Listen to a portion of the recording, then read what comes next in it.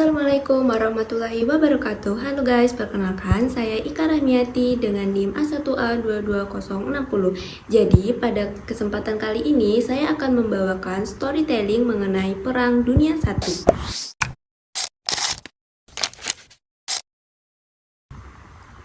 Pada tahun 1914, saat semua hal lagi berkembangnya, mulai dari teknologi, transportasi, pendidikan, hingga fashion, tidak ada satupun yang menyangka jika pada masa yang dianggap indah itu akan ada kejadian besar yang terjadi.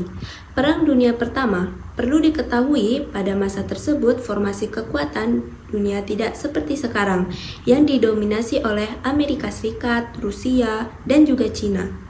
Pada masa tersebut, formasi kekuatan dunia dipegang oleh 4 kekuatan kerajaan, Austria-Hungaria, Kekaisaran Ottoman, Kekaisaran Jerman, dan juga Kekaisaran Rusia.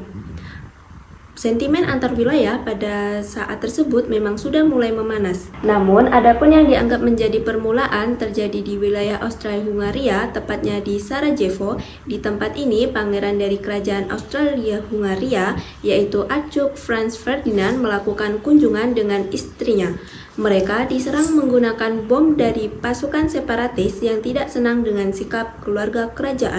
Untungnya, sang pangeran selamat. Para pengawalnya yang menderita luka. Namun, Franz Ferdinand ini tidak pulang, malah mengunjungi pengawalnya di mana di saat dia pulang, Franz bertemu dengan para separatis dan akhirnya ditembak hingga meninggal.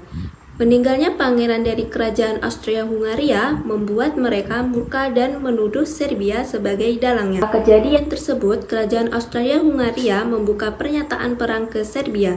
Di sini, Austria-Hungaria percaya diri karena beraliansi dengan Kekaisaran Jerman. Perang pun dimulai. Serbia berhasil bertahan dengan bantuan dari Kekaisaran Rusia. Kemudian, Rusia yang berkawan dengan Prancis juga mendeklarasi perang dengan Austria-Hungaria dan juga Jerman. Aliansi ini pun kemudian membuat perang menjadi semakin melebar.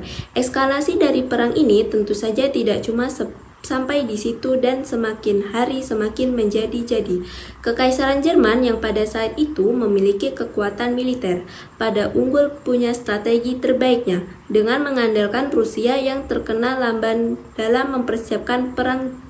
Jerman pun punya strategi untuk menyerang Prancis. Setelah menang, barulah kemudian Jerman menghantam Rusia hingga rata. Strategi ini emang terdengar menakjubkan, tapi tidak berjalan dengan mulus. Jerman ternyata enggak bisa menembus pertahanan dari Prancis karena pertahanan pembatasannya yang solid. Maka Jerman memulai invasinya ke Belgia agar mempunyai akses lain untuk memasuki Prancis. Langkah dari Jerman ini nyatanya salah. Status Belgia sebagai netral membuat Jerman dianggap sebagai penjahat di Eropa. Hingga akhirnya Britania Raya pun mengikut dalam peperangan untuk membela Belgia di tengah kekacauan. Jerman tidak menyangka jika Rusia ternyata sudah siap dan mulai menyerang ke Austria-Hungaria. Austria yang tidak bisa bertahan kemudian membuat Jerman menarik pasukan untuk menahan sisi timur mereka. Selain itu, Austria-Hungaria juga mendapat masalah di selatan karena tidak berhasil melakukan invasi ke Serbia. Setelah beberapa waktu, Jerman yang memiliki akses pada sumber daya yang lebih baik ternyata bisa membalikkan perang mereka, mulai memukul mundur Rusia dan juga Prancis, yang membuat Jerman mendapat angin segar. Tapi hal ini tidak berlangsung lama. Jenderal Perang Prancis, Joseph Joffre, memberikan komando untuk melakukan serangan balik dan berhasil dilakukan. Hal ini membuat Jerman memiliki strategi baru. Kala itu yaitu menggunakan parit sebagai garis pertahanan.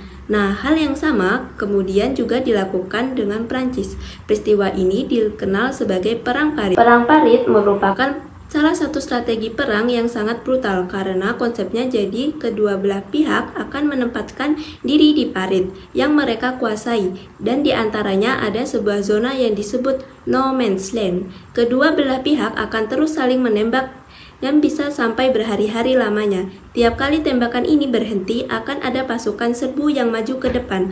Orang-orang ini memiliki berani mati karena bakal ditembak sama pihak yang bertahan. Hal ini akan terus berlangsung hingga salah satu pihak kehabisan senjata dan parit yang mereka kuasai diambil alih strategi. Perang ini bukan cuma soal tembakan yang jadi daya tahan untuk hidup di dalam parit yang kotor, bau, penuh penyakit, dan bisa juga tanpa tim medis. Strategi ini sangat ikonik pada Perang Dunia Pertama.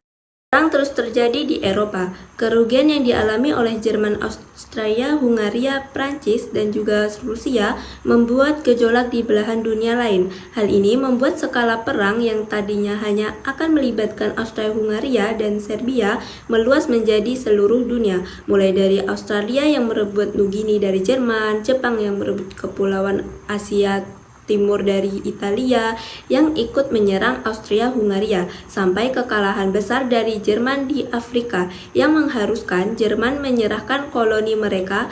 Perang yang semakin meluas ini kemudian menyenggol kekuatan besar lainnya, yaitu Kekaisaran Ottoman. Setelah beberapa waktu, maju mundur untuk terlibat perang karena kekalahan mereka di Perang Balkan. Akhirnya Kekaisaran Ottoman mulai kalah telak dari Rusia di pegunungan Kaukasus. Kala ini juga oleh Britania Raya diteruskan Zeus sampai mereka kalah di peperangan gurun di selatan karena tindakan perwira Inggris Lawrence of Arabia yang memulai pemberontakan bersama suku-suku Arab.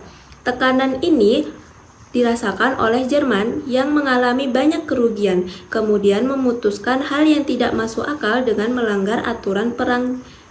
Jerman mulai menyerang warship seperti menjatuhkan bom di wilayah perkotaan Inggris, menyerang parit musuh dengan senjata kimia, dan juga menyerang kapal-kapal pengangkut rakyat sipil.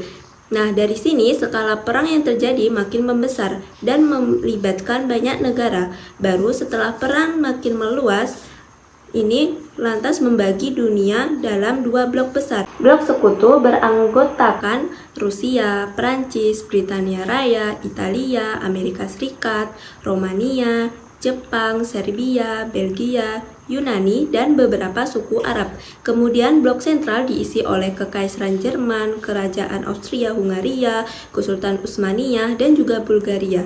Perang yang dimulai pada tahun 1914 ini kemudian berlanjut hingga 1918. Dalam tahap akhir perang, sumber daya menjadi kunci penting karena semua mulai kehabisan tenaga, terutama pada aktor utama perang. Prancis mengalami pemberontakan di internal militernya, lalu Jerman dilanda kelaparan, dan Rusia mengalami kerugian besar di segala aspek.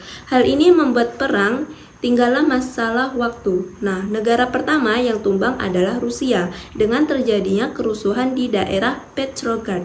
Kerusuhan ini kemudian berubah menjadi revolusi sosial di Rusia yang menjadi cikal bakal kelahiran Uni Soviet. Kerusuhan ini adalah berkat bagi Jerman karena sudah bisa fokus menyerang Prancis dan Britania Raya. Sayangnya, serangan Jerman ini kemudian gagal karena Amerika terlibat dalam perang. Setelah lama berdiam diri, Amerika terlibat karena Jerman terbukti mengirim pesan pada Meksiko untuk menyerang Amerika Serikat. Menjadi kunci karena sumber daya mereka tidak terkuras karena perang. Apalagi Amerika menjadi supplier senjata bagi kedua kubu yang membuat ekonomi Amerika malah melambung hingga puncak. Masa tersebut kedatangan Amerika memberi bantuan pada Prancis dan Inggris, kemudian mengakhiri perang tersebut dengan kekalahan blok sentral dimulai dari Bulgaria, Kekaisaran Ottoman, Kerajaan Austria, kemudian Jerman. Akhirnya menyerah pada 11 November 1918. Hal ini menjadi noda besar bagi sejarah manusia.